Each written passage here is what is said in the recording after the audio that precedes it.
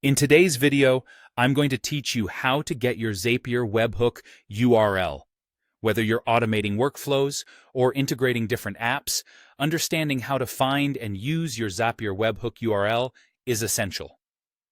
We'll walk through this process together, step by step. First, we'll need to navigate over to the Zapier website. Go ahead and open your preferred browser and type in zapier.com. Once you're there, if you haven't already, hit that login button and enter your credentials. This will take you straight to your Zapier dashboard, which is the home base for everything we're going to do. Now that you're logged in, let's dive into creating a new Zap. On your dashboard, you'll notice a button labeled Create. Click on that and you'll see an option for Zaps. This is where we'll start constructing our automation script. Don't worry if this sounds technical. Zapier is designed to make it straightforward. Once you're in the Zaps section, you have the choice of building your Zap manually or seeking some assistance from Zapier's AI tools. If you're comfortable and know what you need, feel free to venture ahead on your own. Alternatively, the AI can offer suggestions based on your past Zaps or specific needs. After deciding on the creation method, our next step takes us to the trigger settings. This is where the magic of automation starts.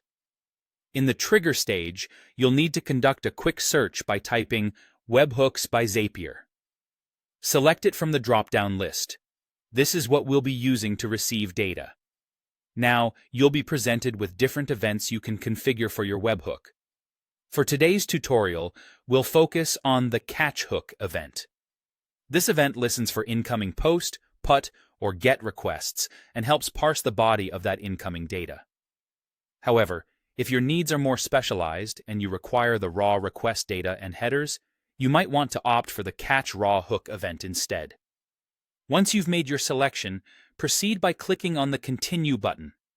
Zapier will internally set up this step and take you to the next stage, where you'll be presented with your unique webhook URL. This URL is specifically generated for you and is the link where you'll direct incoming requests for this Zap. The most important part here is to copy this URL. You can do this by highlighting it and using your usual copy function, often Ctrl+C or Command+C, depending on your device. Keep this URL somewhere safe because it's the link you'll be using in external applications or scripts to send dynamic data to your Zapier automation. And that's it. You now have your unique Zapier webhook URL ready to be utilized in whatever automation you desire. Thank you for watching, and happy automating.